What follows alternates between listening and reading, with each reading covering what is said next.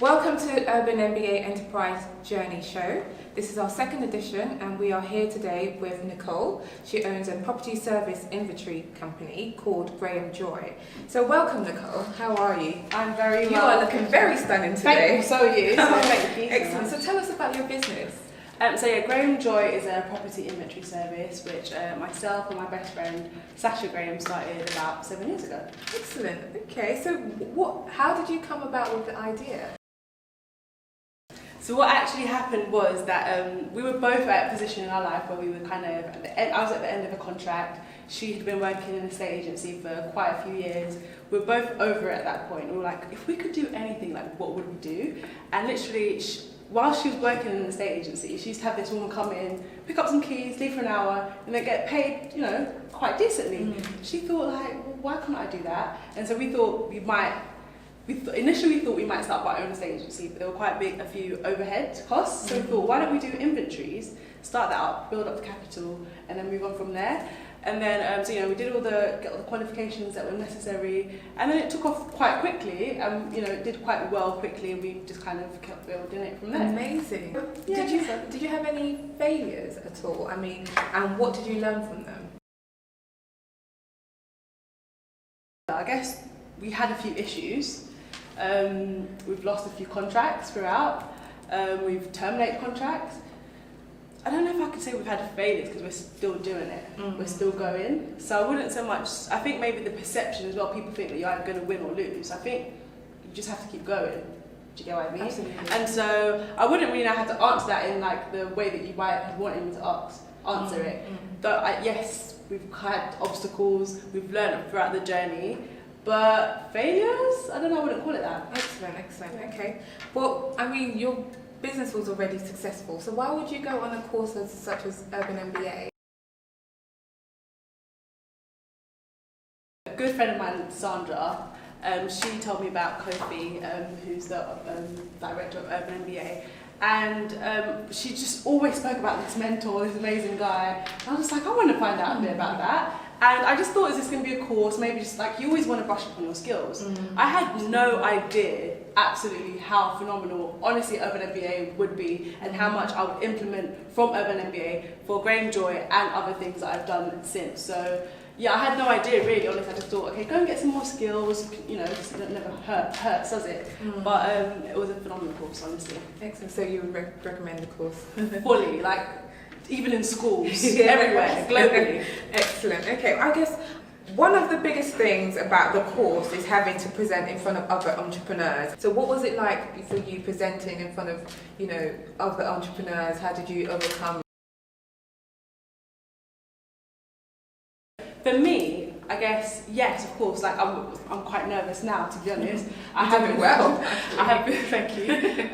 Everyone's going to get nervous, maybe right before, days before. I only actually get nervous the moment I'm about to do something. But also what kicks in for me, well, there's two things actually. I don't know if I've got time to say it, but what kicks in for me is how important what I want to do is. That always overrides in that moment.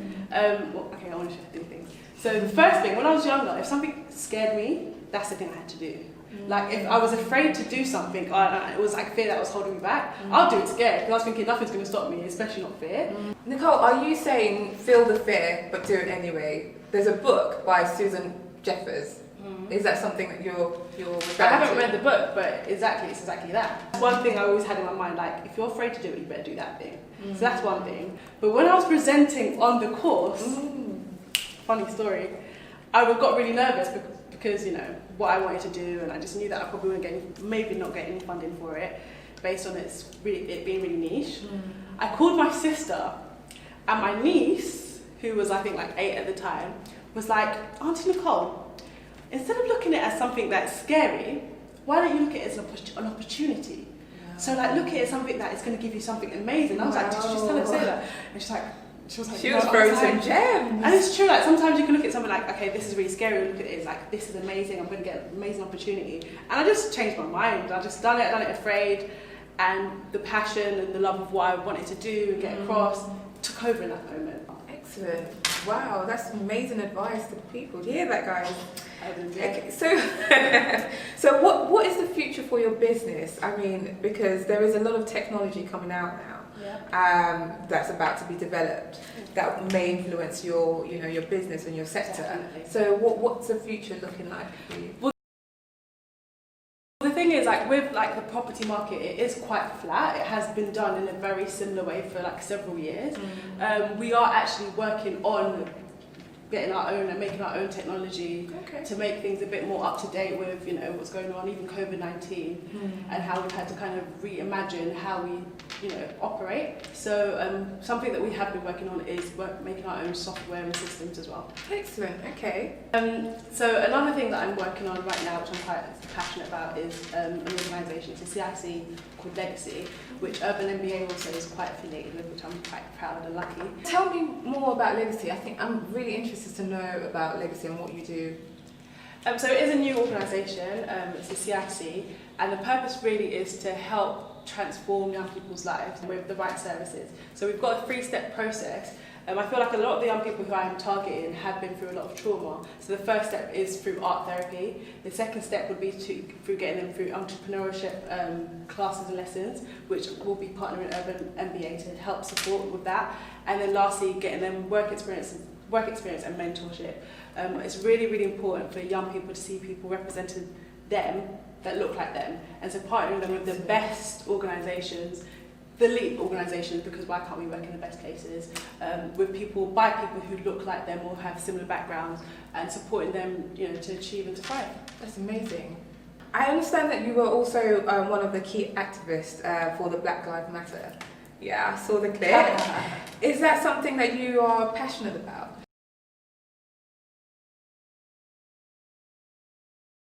First of all, you're being too generous. I definitely wasn't one of the key people, but I was out there at every march with my banner, shouting my lungs out, dancing if I was dancing, crying if I was crying, and doing absolutely whatever I could, signing petitions, sending donations. So yeah, I was involved as much as I could. It is something definitely that I'm passionate about. I'm very, very proud to be black. I'm very conscious of the things that we go through as a black people. Yes. I'm very conscious of our amazingness and how much we don't really need what we think we need once we've got each other. And amazing. So yeah, amazing. Love it. I love being alive in this time. Amazing. It's a great time to be alive, isn't Yes. it? Amazing. So how did you feel about the Black Pound Day? I thought it was amazing. I thought it was brilliant. I think that it's definitely a step in the right direction. A lot of people think, oh, what's one day going to do? It's a start. You have to start somewhere. There's no point saying only shop black. It's impossible. But to start somewhere, to get the conversation, to get people connecting with different black organisations and business and aware of other excellent black companies, I think it's absolutely amazing. Did you consciously purchase anything from Black? Yes, I did. So myself and my best friend, we were out shopping. We were like, should we go to Asda? No. We're like, let's go to the market. And we literally looked for a black store. We're like, we're going to shop here. Like just little things like that. I might have gone shopping that day and I was like, I'm not going to go shopping today because this is Black Pound Day. You know what I mean? Like we lost like clothes or whatever. And so yeah, we just did what we could in that day. Like we didn't, it's not about going and spending all your money unnecessarily. It's just supporting. And I think that's what makes it more natural. What you normally do and how you normally spend to make the adjustments. I hope this is ongoing forever. Yes. So what I guess the key question is, what is it like to be in a dominated, like male-dominated industry? So I learned a whole lot from my business partner Sasha.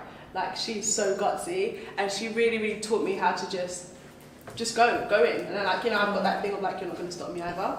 And so again, when we first started, it was a lot of going into this agency, being like, hi, I'm Nicole Joy, I'm from Graham Joy, and it was very white male dominated, and there's so many things you're going to experience. I won't even go into it, but it's a case of like not taking it personal. Just, it's business. So it's business at the end of the day. I have a service, do you want it? No, that's fine. It's not personal. Do you want it? You need it, but whether you want it, that's another point. Do you get what I mean? And just understanding like you dust yourself off, you go to the next place, and you go again. Amazing, amazing. So is there anything that you would like to share for the younger viewers, those that are watching, that want to start their own business as well? Is there anything that you'd like to share with them?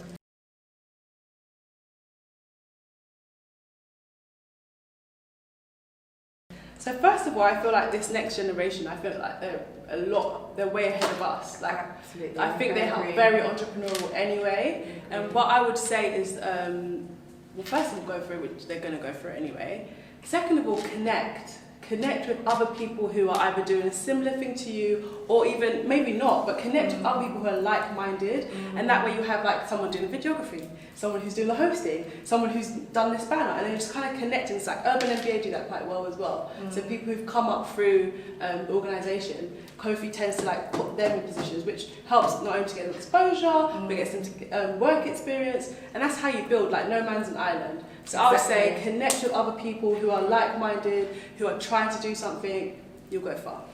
Hear that, guys? Partner with people that are probably not in your industry or within your industry, that will only help you push you to greater things. So finally, is there anything that you'd like to share with the audience? Is there anything that you're needing in terms of your own business?